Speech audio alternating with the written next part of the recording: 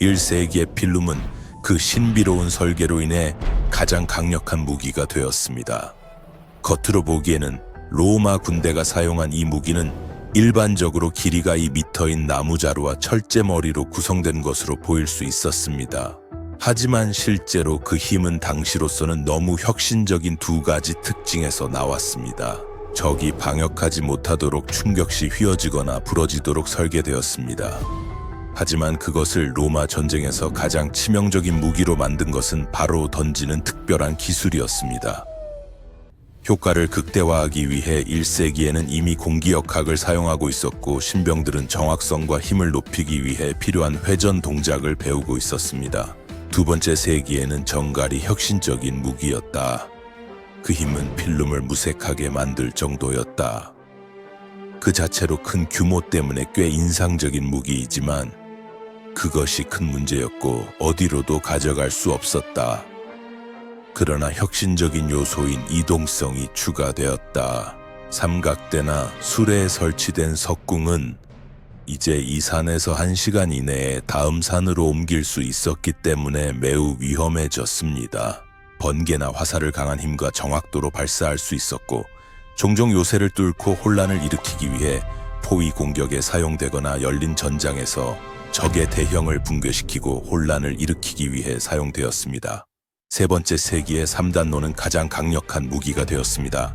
세 층에 노젓는 사람이 있는 진보된 해군 함선으로 뛰어난 속도와 기동성을 자랑했습니다. 선두에는 청동불을 장착하여 해상 전투에서 강력한 무기였습니다. 전쟁의 기술적 발전 속에서 중국인들은 뒤처질 수 없었습니다. 그래서 4세기와 5세기에는 그들의 위대한 발명품인 석궁이 가장 강력한 무기가 되었습니다. 이는 로마의 전갈과 매우 유사했지만 훨씬 더 파괴적인 힘을 가지고 있었습니다. 그때까지 갑옷을 부수고 두개골을 마치 버터처럼 뚫을 수 있는 그렇게 무서운 무기는 본 적이 없었습니다. 이 무기는 아시아 대륙 전역으로 확장하는 데 중요한 역할을 했고 다른 모든 무기처럼 다른 나라들이 곧 모방했습니다. 6세기와 7세기의 비잔틴 제국은 이름만으로도 소름 끼치는 무기를 만들었다.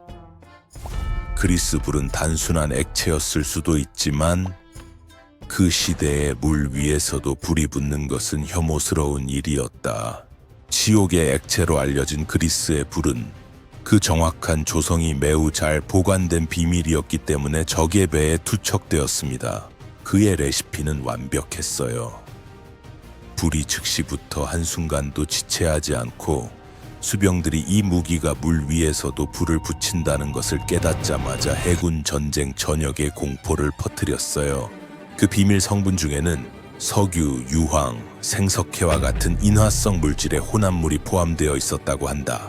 보시다시피 모든 것들이 즉시 불이 붙고 꺼지지 않도록 매우 중요하게 설계되었습니다. 8세기에는 아랍인들이 화려한 무기, 거대한 배, 거대한 불길을 포기했습니다.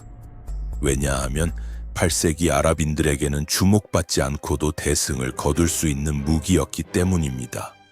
당시에는 흔한 성벽 때문에 적성을 돌파할 수 있는 무기가 전 세계 어디에도 없었습니다. 부자 왕국들은 큰 노예 군대로 지배하며 그들의 방어를 향상시키기 위해 큰 콘크리트 벽을 세우는 데 집중했습니다. 하지만 정말로 큰 벽, 아주 큰 벽입니다.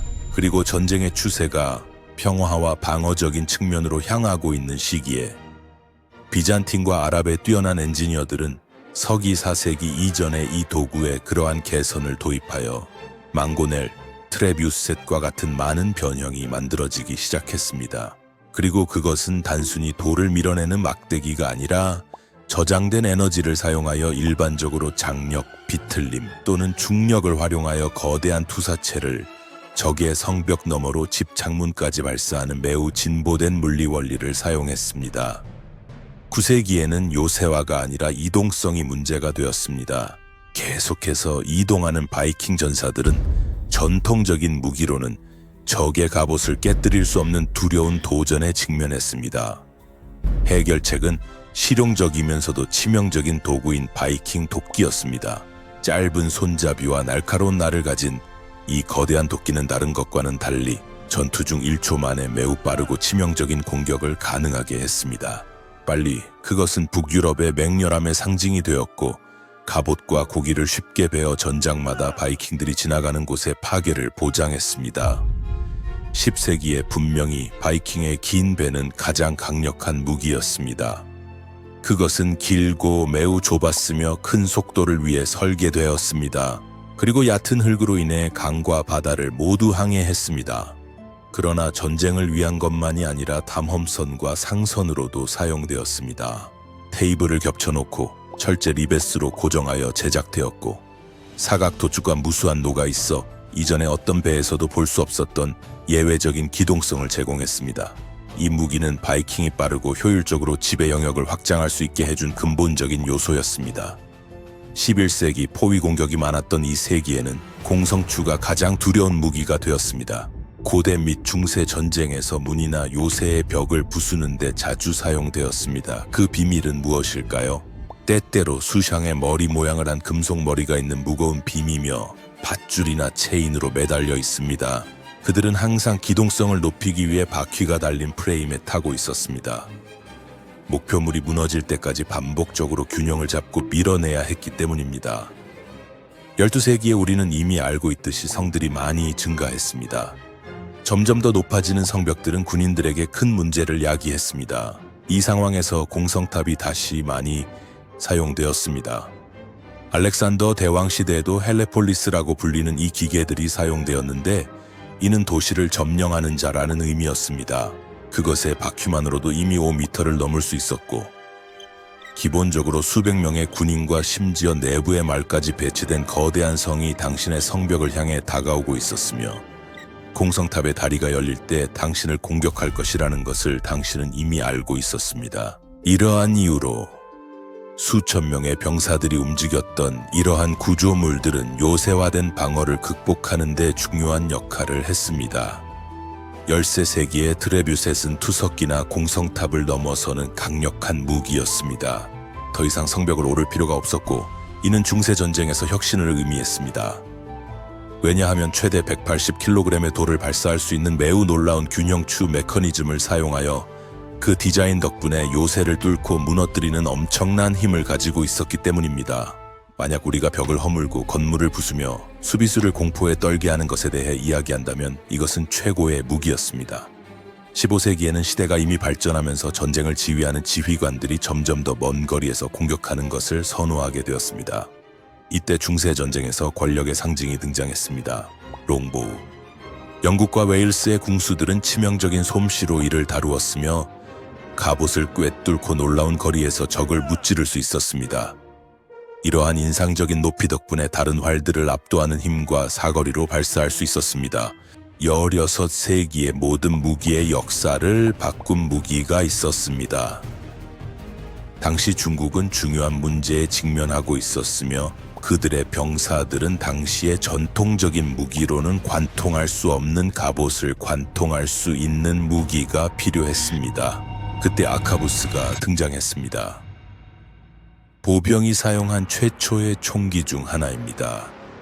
그러나 모든 것에는 이전과 이후가 있으며, 아카부스는 길고 큰 위력을 제공하는 총신과 심지를 사용하는 점화 메커니즘과 반가소의 사용의 도입으로 새로운 도전을 제시했습니다. 그게 너무 느리게 로드되고 종종 부정확했기 때문에 전투에서의 효과가 크게 제한되었어요. 그래서 17세기에 머스켓이 등장했죠. 이제 이건 17세기에 가장 강력하고 널리 사용된 것이었어요. 비록 매끄러운 포신을 가지고 입구로 장전했지만 진정한 힘은 병사들이 큰 그룹으로 사용할 수 있었고, 훨씬 더 정확했으며 전쟁의 싸움 방식을 완전히 바꿨다는 데 있었어요. 18세기에는 군대가 우세한 화력으로 전장을 장악해야 한다는 도전에 직면했습니다. 기본적으로 더 크고 더 잦은 폭발을 원했습니다. 포병은 중요한 해결책으로 부상했고, 입구에서 장전되는 대포에서 매우 빠른 발전이 이루어졌으며 다양한 구경과 크기에서 많은 변화가 시작되었습니다. 뿐만 아니라 기동성도 발전했습니다. 대포는 쉽게 이동할 수 있도록 전차에 장착되어 전장에서나 포위전, 그리고 배에서도 사용되었습니다. 이는 부대가 막대한 양의 포화를 대형으로 발사할 수 있게 했습니다. 이 진보는 전술과 전투 결과를 변화시켰습니다. 이제 흥미로운 부분입니다. 19세기에 영국인들은 맥심 기관총으로 대단한 성과를 이루었습니다. 시어 히람 맥심이 발명한 이 반동 작동 기관총은 완전 자동으로 반동을 이용하여 탄피를 배출하고 재장전하고 지속적으로 발사할 수 있었습니다. 그들의 높은 발사율과 지속적인 힘은 하나의 기계로 매우 큰 적의 위치를 효과적으로 억제할 수 있게 했으며, 이는 식민지 전쟁과 제1차 세계대전에서 극적인 변화를 가져왔습니다. 20세기와 21세기의 핵무기는 가장 강력한 무기로 자리 잡았으며, 이러한 무기를 소유한 자들에게 즉각적인 전략적 우위를 제공합니다. 이 엄청난 파괴력을 가진 최종 해결책은 핵분열 반응 또는 핵분열과 융합의 조합을 기반으로 하며 엄청난 양의 에너지를 폭발시켜 파괴적인 폭발을 일으킵니다. 역사상 전투에서 2번만 사용되었습니다. 제2차 세계대전 동안 1945년에 미국이 히로시마와 나가사키에 원자 폭탄을 투하했을 때입니다. 하지만 그럼에도 불구하고 그것은 완전히 사실이 아닙니다. 그 이후로 2000회 이상의 핵실험이 수행되었습니다. 그리고 지구상에서 가장 파괴적인 무기임에도 불구하고 그들의 절대적인 파괴는 또한 효과적인 억제를 장려하여 대규모 갈등을 방지합니다. 이러한 유형의 콘텐츠를 지원하려면 구독하고 이 다른 매우 흥미로운 비디오도 시청하세요.